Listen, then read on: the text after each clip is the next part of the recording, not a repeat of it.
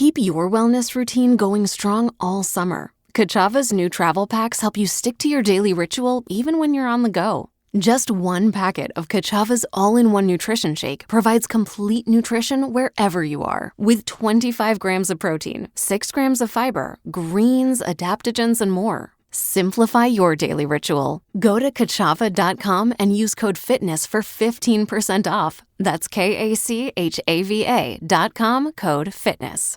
This is Peter. And this is Tom. And you're listening to History Teachers Talking Podcasts.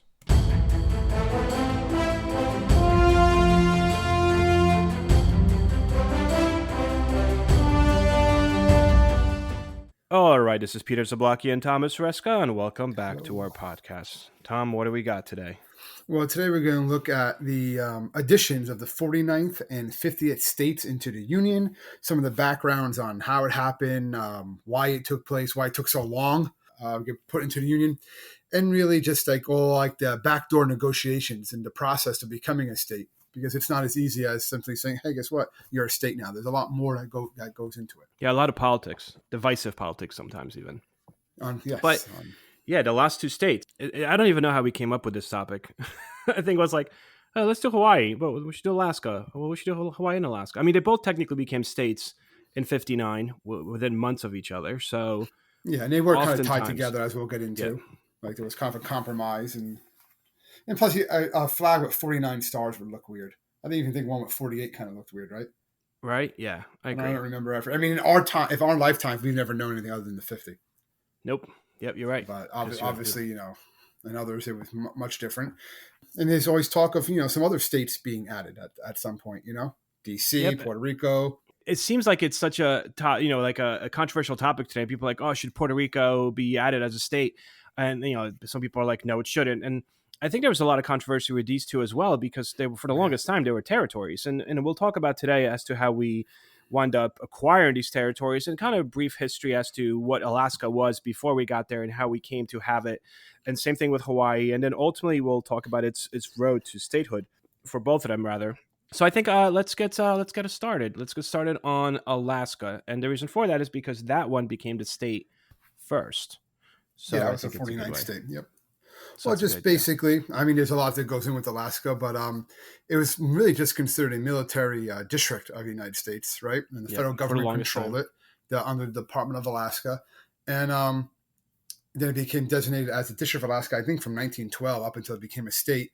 And it really was a place where you had a lot of you had the gold rush going on there, and it became looked at as almost like a colonial economy at one point because of all the industry that popped up to support the growing population that was going there to attempt to get rich. So you had a lot of fur trades, fishing, trapping, mining, mineral production. It really started to, and there were acts before this, which we'll get into, about wanting it to become a state prior to this, but really not until after World War II when it became kind of seen that we kind of should make Alaska a state because of its proximity to the Soviet Union, and it's going to be really important during the Cold War. That's really, I think, something that can't be forgotten here. And it's really pushed for Alaska to become a state, as Sarah Palin says, she can see the Russians from her backyard. Yeah, even though technically the Bering Strait is, I think, 50 something odd miles. So you can't see it, but it is fairly close. No, it's close. Yeah. I think it's awesome also to bring that up, since you're saying, Soviet Union and the proximity of the Soviet Union. I think that's actually a perfect segue to get into some of its early history, which is the sheer fact that for the longest time, Alaska was really very much a territory or a colony of Russia. People forget that. And technically speaking, if you think of the sheer size of Alaska, it is like 1/3 of the entire continental United States. So when I say that it was the colony of the Russians, they didn't technically own all of it, or even if they claimed they did, it's not like they really explored all of it. However, no. Yeah, the premise here is that Alaska, as we know it, its road to becoming ours, really kind of starts, let's say, 1700s. In 1728, you have an expedition that's commissioned by Tsar Peter I, or the Peter the Great of Russia, and it is led by a Danish guy. His name was Bering, hence the name Bering Strait. He winds up going and trying to find a route from Eastern Russia through to North America. And he does find it, right? He finds it in Alaska, and he determines that the new land is not linked to the Russian mainland. But, initially he kind of fails to find it. Then he winds up finding it. And the Yeah, one because they're thing that's looking really for beaver fur, right? Like that was like exactly, and sea otters. otter fur. Yeah, Sea otter was the big one. Because it was supposed to be like the best fur because it was like water resistant. Yep. So what does happen though? So he comes back and basically with all these otter fur, and he's like, here we Big go. deal, yeah. And this becomes basically like they said that it was akin to gold rush, really, for the Russians. That when I think of gold rush, everyone rushes to California and boom, major migration boom. That's what happened here. So many Russians rushed over to Alaska because of this otter fur economy, I guess, right? And they settled mostly Russians at Three Saints Bay near President Kodiak, fur traders. I mean, there's locals there, obviously, as well. So you have a lot of fights with the locals.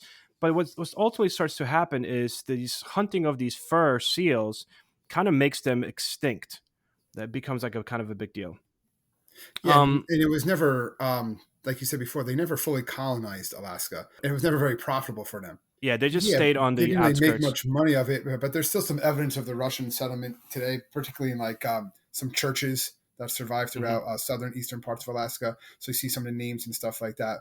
But it was never they never made a lot of money. Then William H. Stewart, who is the Secretary of State, he's the one that starts to negotiate this Alaska purchase. Russia wants to sell it for two reasons. One, the sea otter population is almost extinct, which means it's no longer profitable for the Russians to be in Alaska. Also, it is extremely difficult to get food to Alaska because it's so far from like St. Petersburg and all that stuff. So people that are going, it was about 800 Russian settlers, and then it dwindled by like mid 1800s to like 200 Russian settlers because it's kind of difficult to live there. And because the extinction of sea otters was no longer making it profitable, the Russian Tsar is like, this is kind of becoming expensive. And he's also fighting the Crimean War between 1853 and 56, which is costing them so much money fighting against France and England in the Middle East. So Russia's kind of looking for like a quick buck, right? And that's where William Seward comes into play. Yeah. And this is like a theme that you see a lot in history, like where one power, let's say, is fighting a war somewhere else. They need to make some money, so I'm going to sell off some land. Like and the United States is always there for it. In the United States, especially if it's in the Western Hemisphere, like, oh, we'll take it. And it's actually originally known as Stuart's Folly because they kind of saying, why would you buy this hunk of land? Like, why do you want this? But it winds up happening. They lowered a flag on Fort Sitka on October 18th, 1867. They raised the U.S. flag there, and it's celebrated as Alaska Day, which is actually a legal holiday of the October 18th. Alaska. It was loosely, like we were talking about before, it was loosely governed. It had like some districts and stuff like that. There was a governor appointed by the U.S. president. They had a district court. They had marshals and stuff like that. But for most of its first time, the community was really just inhabited by a few American settlers, and it was like a provisional city government. But for the most part, it wasn't really like a legal government in the sense that we have today. And they kind of just let the communities do what they want. Up until like it became like limited statehood and stuff like that. But that's why there was a lot of opposition from locals even ever becoming a state, because they just want to just self-govern themselves for the most part. Yep. And also during this entire time, first of all, while it's trying to become, some form of a district in a sense, in 1906, Alaska's first representatives sent to Congress, but they're not allowed to vote. Then in 1912, Congress establishes an official territory of Alaska, and there's an elected legislator there, but again, it's not a state, so it can't bring senators into Congress. It's kind of just a territory that's there. And for the longest time, it's really known as, as you said, Seward's Folly, but also like a Seward's Icebox. Like you just bought this area that's just, full of ice. There's nothing there. But then things start to change. And specifically, the first real thing here is the gold discovery, which is actually not necessarily discovered in Alaska. It's initially first discovered in 1860s and 1880s, really, in Canada, right? But it's on the border of Canada and Alaska, and that's what brings a lot of people like, wait, if it's in Canada, right, it might be here too. So it brings so many people to Yukon Territory, basically territories that are next to British Columbia, and it really leads to the development of Alaska, specifically towns of Skagway. That's like jumping off points to Canadian sites. It's like, well, we could go there, which is America, and we could just quickly hop over to Canada, get what we want if we find any gold, and then get back. But then eventually what ends up happening is they do find a little bit of gold in Alaska, rather. But again, this gold rush makes Americans aware that there's other economic potential in this neglected land. Same thing that happened in California, right? They're like, wait, we Yes, could. yeah. There's fishing, right? They start getting coppers discovered. That's a big thing. Yeah, that's how Yeah, go ahead. J.P. Morgan gets involved because of Yep. the copper mines. Yeah, So all steamship of a sudden, conversions. it becomes profitable. In the late 1800s, Alaska becomes profitable for the United States. And besides the fishing, the fur trade kind of continues again a little bit. You have the copper, other natural materials, raw materials. You have gold. I mean, it's not, and this is before that we even discovered the fact that Alaska is also sitting on a crap loads of oil, which is a whole nother issue there. But there's a railroad that's being built here around 1900. Americans are rediscovering Alaska, very much so how they discovered California 50 years prior. And I think Yeah, and that's there's a right. lot of these. The first Organic Act, I guess we talked about before, that happened in 1884. Now happens shortly after this other one in 1912 is the second Organic Act. And the big thing that what this does is it basically, again, it's slowly paving that way road to statehood, right? Mm-hmm. It puts the capital at Juneau. They have an elected legislator, and one of the people that's really pushing this is a man by the name of James Wickersham. He's really pushing this, and he's basically a Alaskan judge, and he's Mm-hmm. pressuring McKinley and then later presidents too to try to make Alaska a state. He's just saying like this is going to be beneficial for everyone if Alaska becomes a state. And the bill actually does get brought to Congress in 1916, but it fails mostly because they feel that there's lack of interest among actual Alaskans to Mm-hmm. gaining statehood, and that's an obstacle that later generations are going to do to try to finally get this, is to prove no, Alaskans want to be part of the United States, and they're going to prove it. And that was something that comes a little bit later on, I guess we'll talk about. Yeah, and I think that's also a nice segue as well to World War II. I mean, World War II kind of pushes a lot of people that were iffy about whether we should take Alaska in as a state, kind of like as a matter of national security and pride a little bit, right? Because in 1942, Japanese forces actually invade um, certain islands, right? The In Aleutian Islands. the Aleutian Islands, right? In Alaska, and this kind of prompted the United States construction of large airfields in Alaska because they're like, all right, we got to get a military in there because the Japanese are actually trying to take over, and this is American land, so therefore there's a certain level of pride here that these guys are taking over American territory. Because of that, the United States starts to look at Alaska as a way of almost like, well, we should defend this area, and kind of brings us to what you said before with Soviet Union, which is the fact that this is the closest landmass that we have to our biggest enemy throughout the Cold War, which was Soviet Union, which starts shortly thereafter World War II. That's going to happen. Mm-hmm. So Alaskans are kind of like, well, you know what? We were invaded before, local Alaskans, like we were invaded before by the Japanese, and Americans came and helped out. But now we may be invaded by the Soviets. It's like, like we don't want to deal If with anything happens, invasions. that's where there's definitely just going to get invaded. Like they know that they're going to be like And now they're like, yeah, maybe first ones. statehood's not a bad idea. Well, there's just a voting, and so they want to prove that they want it, And Yep. there's so what's going on is the Alaskan Statehood Committee is created in Mm-hmm. 1949 by a man by the name of Grueling, right? Mm-hmm. Yep. Right. And what he's doing is he's encouraging journalists, newspaper politicians, Labor Party members, even some like movie stars, to basically encourage and Eleanor Roosevelt's one of these people, and this that are trying to push for Alaskan statehood. And it was introduced to Congress in 1949. It was passed by the House by a 186 to 146 vote. However, it was then shot down again in the Senate, and there was fear from like older Republicans that they were going to lose seats to Democrats if this happened to be. So Alaska was feared to come in as a Democratic state. Again, in 1952, it was also put in. Actually lost by a 1 vote margin, 45 to 44, killed the statehood for another year. And then the Southern Democrats starting to threaten to filibuster it to delay consideration. In 1954 State of the Union, Eisenhower talked about Hawaii becoming, which was a Republican leading territory, about Mm-hmm. possibly becoming a state, but he never mentioned Alaska. So that's when a lot of these individuals like Grueling comes like, listen, we got to do this. So he was frustrated by Eisenhower's refusal to support Alaskan statehood.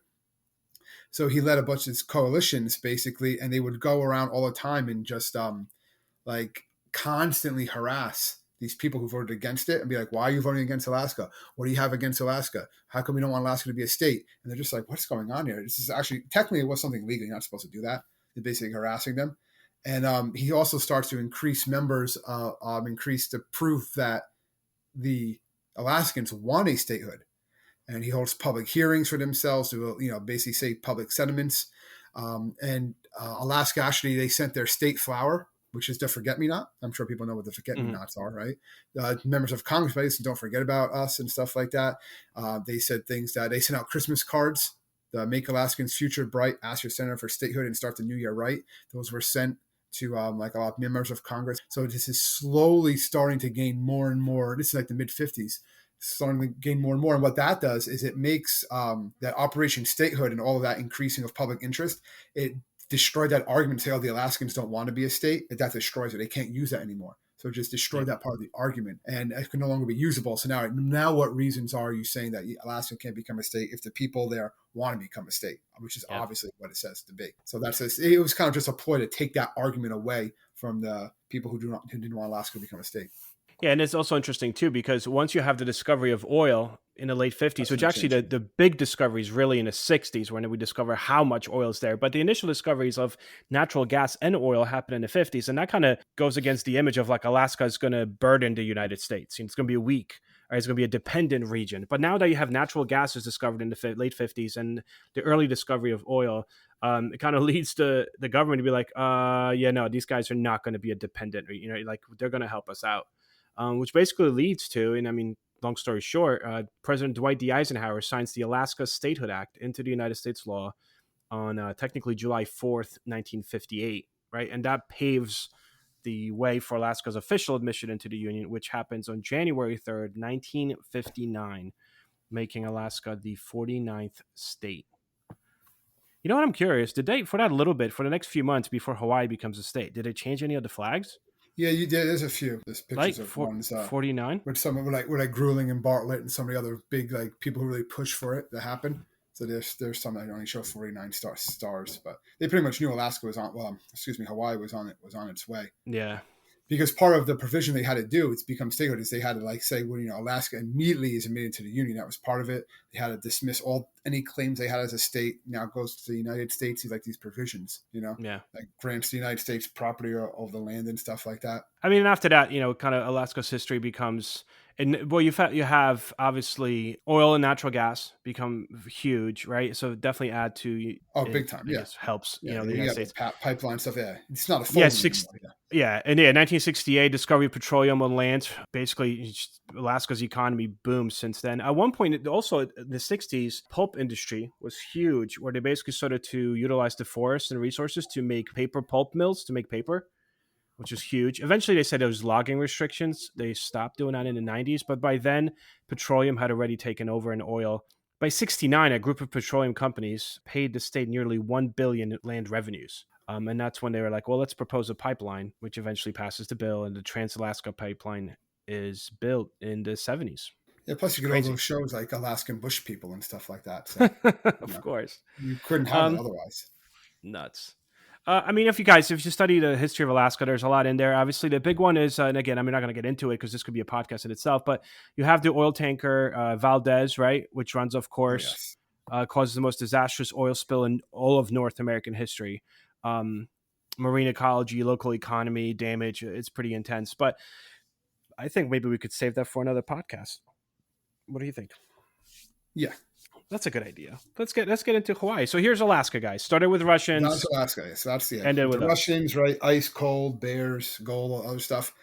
Shoot over to the Pacific. Okay, it's a much different history. Yes. Right? With Hawaii, it's a much different takeover. Not so nice. Again, not so nice. It wasn't as so. Yeah, you didn't have to like convince people, let's take it over. You kind of had to. They wanted to be there for a while, and the people there were like, no, we have no real interest in being part of the United States. Yeah, and the United States is like, yeah, we're going to take it anyway. We're going to take it, and you can. It's definitely this is the whole age of imperialism right here, right? The whole idea of Hawaii becomes a state. But again, if you ever go to Hawaii, they're out. They're in the front. Like when they talk about Hawaiian history, they tell you, listen, there was no real desire by most Native Hawaiians, particularly the Queen at the time, to become part of the United States. It was basically, the pineapple guy, Dole, part of him. So Yeah. part of, him and some others forced this to happen. And the Dole thing, do you know that, like, and when I was doing this research, I had no idea, which is awesome to know. Like, pineapple is not native to Hawaii. Yep. Not at all. This guy brought it in, and like everyone, and it just grows well there. Anything grows well in Hawaii, but yeah. But I think it's so like almost like terrible if you think of like Hawaiian pizza, like by putting pineapple on it. Pineapple is not. It's basically like a fruit of oppression as far as these guys are concerned. You know what I mean? So it's an interesting story. So I think we could maybe get right into it. Well, I guess it becomes. You want to start with Cook? Yeah, James Cook, right, lands there in 1778. Yep. And again, Hawaii existed long before us. We're not saying it didn't exist just when the Europeans kind of started going there. Yes. So that's when it's a good jumping off point for us to really look at it and then discuss it, because this is when the European powers, I guess, and then the Americans and stuff that started to take more interest in it. And the Hawaiian monarchy was basically had a whole bunch of these rival factions and infighting. So life on the islands was kind of this uneasy balance a lot of the times, right? Especially after this time with like wealthy Caucasian sugar plantation owners, immigrant farm workers, and Native Hawaiians at the time, all the way up until 1898. It's one reason why the United States wanted to annex it too, is the idea if it became a state, all that kind of this infighting and royal family and sugar plantation barons and stuff like that, he just kind of put an end to all that. Now you're a state, here's a governor, that's it. So that was kind of part of it too. And we want you to grow our sugar. And since you're right in the middle of the Pacific Ocean and we want to dominate this area, you'd be a perfect place for. We had that a long time before, Pearl Harbor. That's something to be up Pearl Harbor, right? 1941 gets bombed. Hawaii's not a state then. So it's like it's just a territory. So we lease it from the Hawaiians. We lease Pearl Harbor because it's a natural harbor. Yep.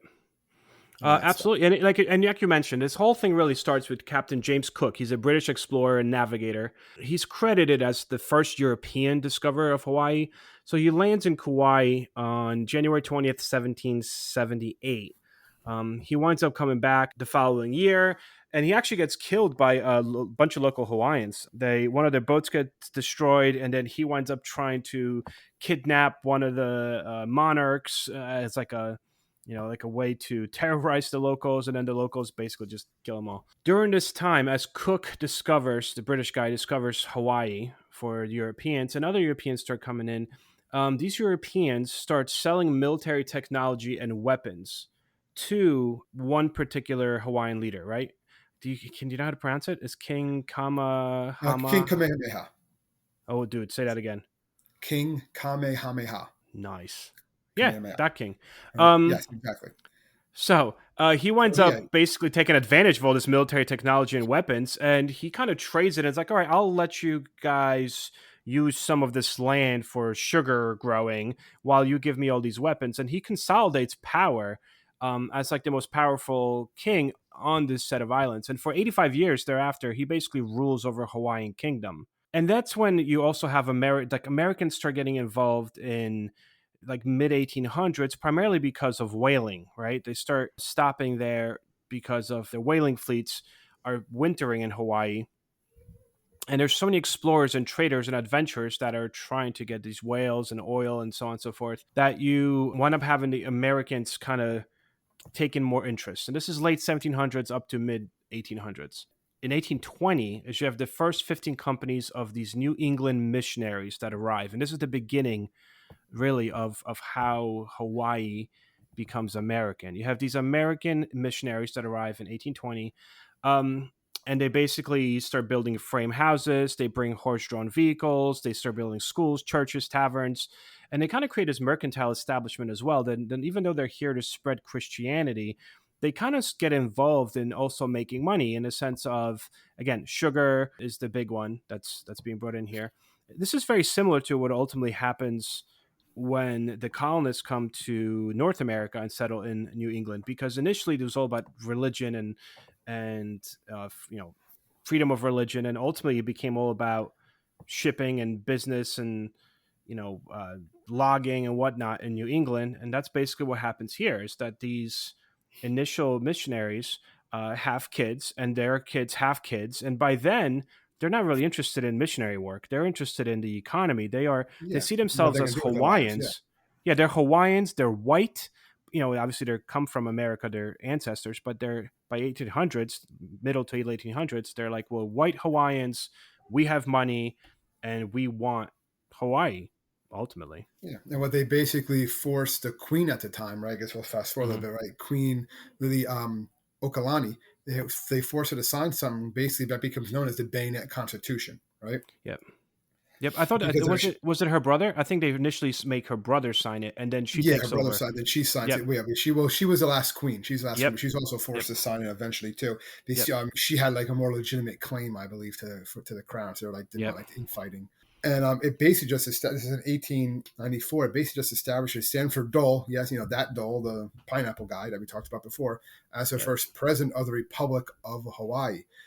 There was a brief effort to restore the monarchy and the Queen to the throne in 1895, but it pretty much ended. And then by 1898, there was all this nationalism, particularly there too, based on the Spanish-American War. William McKinley annexes Hawaii for the United States during this time, which basically just means we're incorporating it into our territory. They actually, as you mentioned, they used the Spanish American War as That's the reason the why. Yeah. impetus for this, the reason for it, because they're saying as after a while, what ultimately happens is the American companies that like Dole and all them. There's a lot of American companies that have almost like a hold over Hawaii that are controlling most of the Hawaiian lands. They basically take over, and like you said, they take the queen, they put her under house arrest, and they basically have her sign off, Hawaii, so that way they control these American companies that are led oftentimes by Descendants. descendants. Thank you. The descendants of these earlier missionaries basically seize control of the island. So it's not like the United States seizes control of the island. These are basically American companies that Companies, yeah. seize It's not the United control. States yet. We don't get involved until the Spanish-American War. Exactly. Then the Spanish American War is happening, and all of a sudden, we also get Philippines and we get other areas around this time, and In the these Pacific, yeah. companies, yeah, in the Pacific, and these companies and the wealthy people that are controlling Hawaii are kind of reaching out to American congressmen and are like, "Hey, listen, you kind of want Hawaii, you kind of want us to be part of the American territory for national security and for the ability to really control the Pacific Ocean and as a stop for the Navy and so on and so forth." So they kind of convince President McKinley that Hawaii should be annexed by the United States. So people need to remember that you have a queen. She is basically taken, overthrown by American corporations that seized the lands and the control of the lands and then petitioned to the American government to become a territory, American territory, which is granted due to the fact that the Spanish American War shows the necessity for having a naval base or a stop in the middle, because it really is, of the Pacific Ocean, which is what happens here. But this becomes a huge thing for America because, now Americans are like, well, are we an imperialist nation? Is this the right thing to do? And, Yeah, there's a and lot of controversy. a lot of Because a lot of controversy. Americans also don't want to become a state because they think it's so far from Yep. the mainland.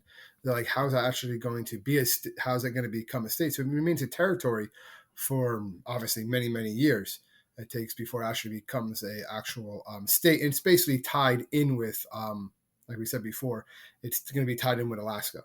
So it's not until the Democrats pushed to make Alaska a state that it finally happened in Hawaii, which always had a large military population after World War II and even to this day. My father was stationed there when he was in the Air Force many years back for a number of years. And it basically led to Republicans, and they had like a balance of Senate seats. So that's when they finally decided to do this.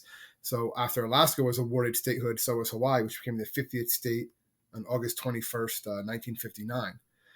Even though it becomes a state, what's important to stress is that a lot of Hawaiians are not very happy about it. And the Native Hawaiians aren't exactly happy about it.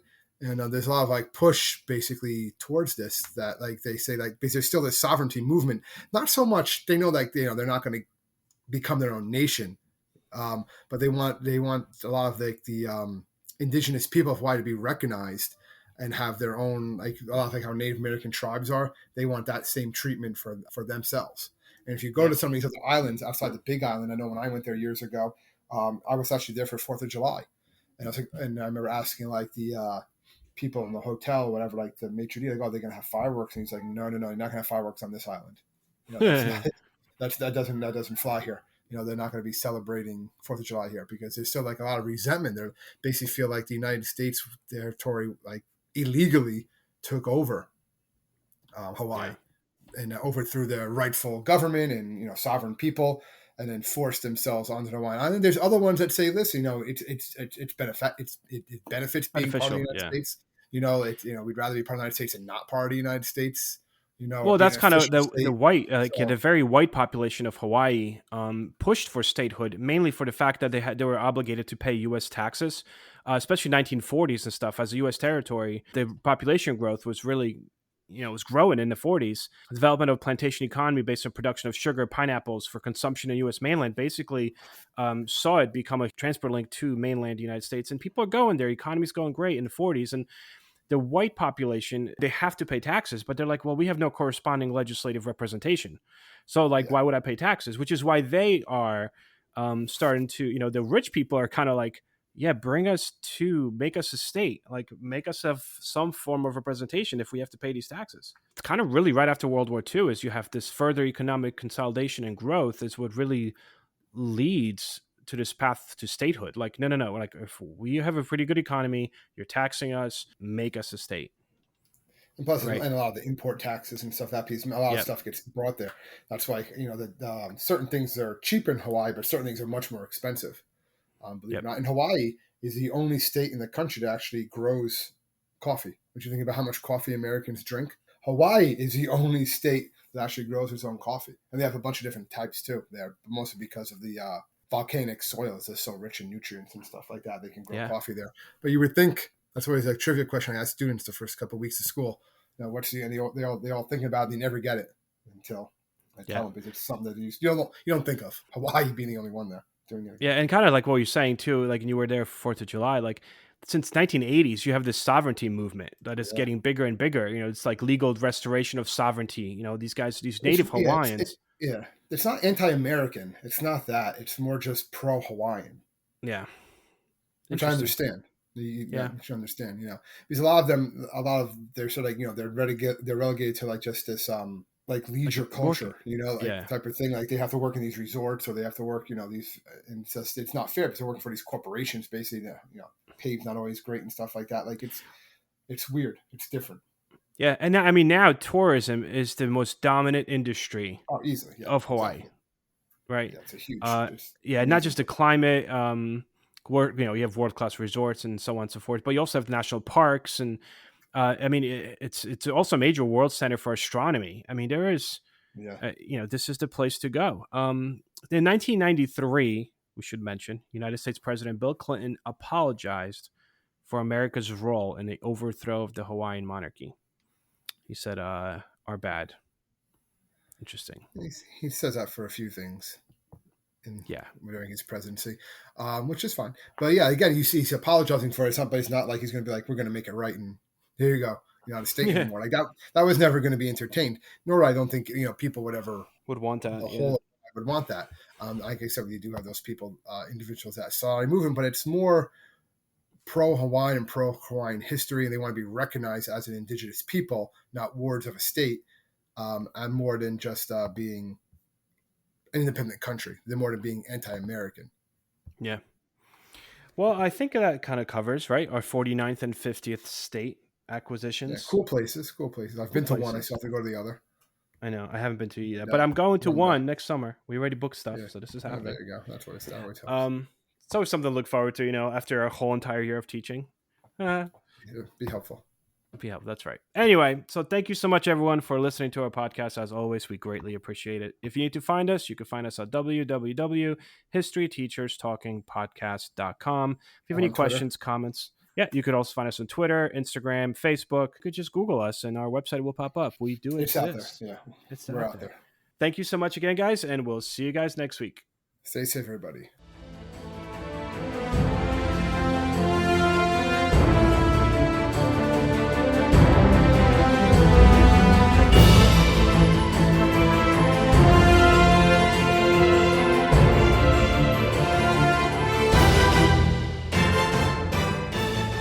I hope everyone enjoyed our podcast, and if you would like to email us, you can do so at historyteacherspodcast@gmail.com. Warning, the following ZipRecruiter radio spot you are about to hear is going to be filled with F-words. When you're hiring, we at ZipRecruiter know you can feel frustrated, forlorn even, like your efforts are futile, and you can spend a fortune trying to find fabulous people, only to get flooded with candidates who are just fine.